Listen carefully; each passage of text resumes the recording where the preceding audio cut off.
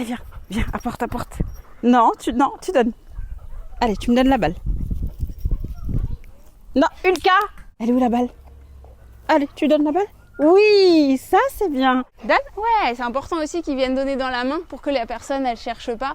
Ulka? Ah, la patte carrément. Ah bon, c'est la patte, d'accord. On se dit bonjour comme ça. D'accord, ça va? Oh bah oui, oh bah ça y est. Ça y est. Je m'appelle Khadija et voici Ulka, mon futur chien guide. Je suis actuellement en renouvellement de chien guide. Ulka sera mon 4e guide. Alors mon premier chien, je l'ai eu il y a longtemps, il y a un peu plus de 20 ans. Et là au bureau, ma chef voulait vraiment faire un pot de départ pour ma chienne Lina qui part à la retraite. Je lui disais, mais attends, c'est un chien, on va pas faire un pot de départ. Elle me dit, c'est pas un chien, c'est une collègue. Un jour, j'ai eu un voyage à faire dans un endroit que je ne connaissais pas. J'étais la seule, les autres ayant un chien guide, à demander toujours le bras de la personne voyante. Et je voyais les autres qui se déplaçaient en toute liberté, autonomie, sans problème. Et j'ai dit, je veux ça, moi aussi, je veux être libre. Ce qui était déjà le cas à la Cannes, mais avec un chien, on se sent plus en confiance. Voilà, le petit passage étroit. Allez, va. Parfait. Voilà. Oui, c'est Et bien. on va devant. C'est bien. C'est bien. Qui nous aide aussi à mieux nous inclure, on va dire, dans la société dans laquelle on vit. Moi, je travaille dans un milieu ordinaire. Donc, il est avec vous toute la journée au travail? Oui, tout le monde connaît mon chien. Admettons que vous êtes à un passage piéton. Est-ce que vous lui apprenez, par exemple, à détecter quand c'est vert, quand c'est rouge et quand traverser? Non, effectivement, on apprend au chien plein de recherches, dont effectivement les passages piétons qu'on appelle les lignes. Donc, on va dire au chien, cherche les lignes à droite et à gauche. Et une fois qu'on est au passage piéton, c'est vraiment à la personne de déterminer si elle peut ou non passer. Il nous facilite énormément le cheminement, mais c'est à nous de lui donner les ordres directionnels. À ta place. Oui, ça c'est bien. Bravo. Allez, on traverse. Va devant. Le trottoir. Trottoir. Oui, ça c'est bien. C'est bien le cas, bravo. À l'école de chien guide de Paris, c'est une association qui élève, éduque et remet gratuitement des chiens à des personnes aveugles ou malvoyantes. On estime qu'un chien guide coûte à peu près 25 000 € à l'école et on est financé en majorité par des dons. Et les premières demandes, donc les personnes qui n'ont jamais eu de chien, il y a à peu près 2 ans d'attente. Pour les personnes qui renouvellent, on essaye vraiment de limiter justement le temps. Khadija, ses anciens chiens, ils ont été suivis toute sa vie. À 8 ans, on fait un premier bilan, donc là on parle déjà de potentiellement renouveler et réfléchir à son prochain chien, quoi. Lina, le chien que vous avez actuellement et qui part à la retraite, vous le gardez quand même ou pas? Oui, j'ai souhaité le garder. J'ai fait la demande pour le garder à la retraite. Oh là là là là. Doucement. Voilà, doucement. Très bien. Doucement. Super. Doucement. Oui. Très bien. Doucement. Voilà.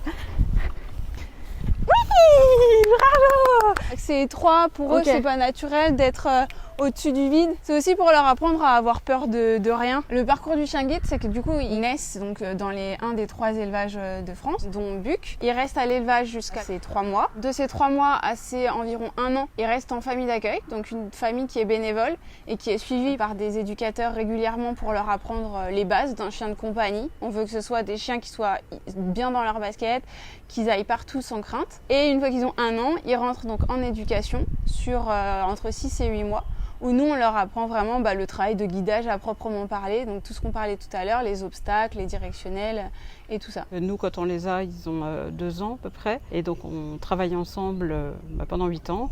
Et puis quand le chien a 10 ans, il part à la retraite. C'est toujours très difficile. Je me suis posé la question, est-ce que je renouvelle ou pas? Est-ce que je demande un nouveau chien ou pas? On forme vraiment une équipe qui est tellement complice avec le précédent chien moi j'ai eu du mal à me projeter au départ sur l'idée de travailler avec un nouveau chien. Et puis finalement, je ne me suis pas vue sans chien guide.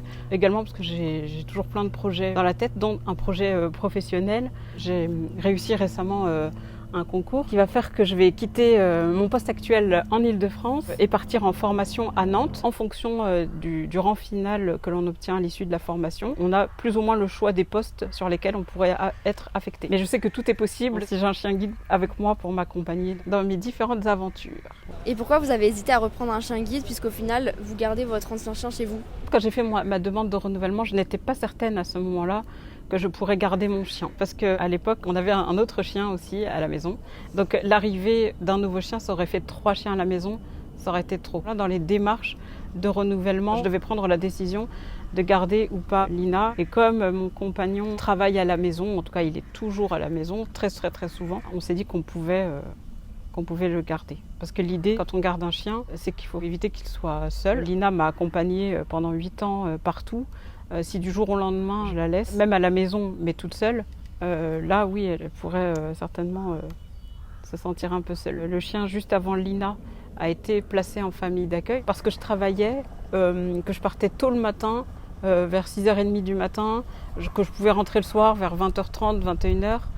Je ne voulais pas le laisser toute la journée comme ça tout seul à la maison. Ulka, tu cherches le siège? Allez, cherche le siège.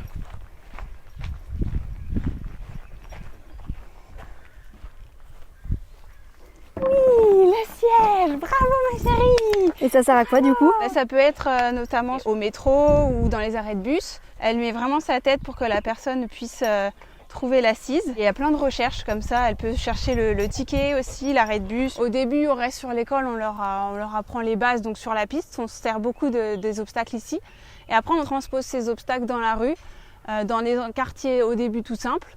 Et puis après, on va de plus en plus dans les quartiers compliqués à Boulogne, à Paris, pour qu'ils transposent tous leurs apprentissages dans les endroits les plus distrayants pour eux. Alors, il y a déjà le fait d'avancer au harnais tout droit sans se distraire, que ce soit par les chiens, la nourriture, les chats ou tout ce qui pourrait distraire un chien dans la vie quotidienne. Donc il reste vraiment focus sur son travail. Ulka, va à ta place.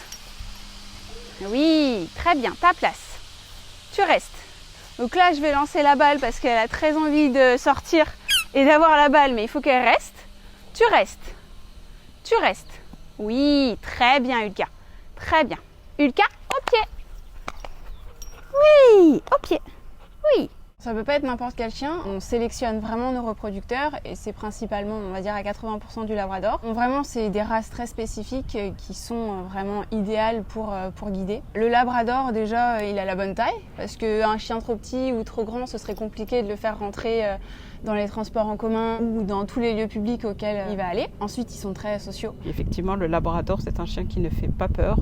Donc les gens viennent assez facilement vers nous, vers le chien, demandent à pouvoir le caresser, etc. Il y a beaucoup de gens qui nous parlent d'abord du chien avant de nous parler à nous. Enfin, en tout cas, parler de nous. Cherche le trottoir. Cherche le trottoir. Oui, très bien. La remise du coup officielle commence pour Khadija lundi prochain. Khadija va venir habiter pendant une semaine sur notre école justement et dormir toute la semaine ici pour vraiment former une bulle avec Ulka pour apprendre à la connaître. Nous, en parallèle, donc sur les journées, on va commencer le travail de guidage. Vu que le lien sera renforcé, on va pouvoir travailler sur le travail des obstacles, le travail du vide, y aller crescendo sur des trajets que Ulka connaît et sur lesquels elle est à l'aise. Et après, la deuxième semaine, c'est moi qui vais aller chez Khadija pour qu'on fasse ces trajets quotidiens, notamment pour aller au travail en prenant les transports en commun. On va travailler tout ça ensemble pour que Ulka connaisse les trajets et qu'après, elle puisse les faire en autonomie. Tu peux le faire, tu peux l'attraper. Ah oui, allez, viens. Oh là là, oh là là. Tu restes? Ulka, chope. Donne. Ouais. T'es prête?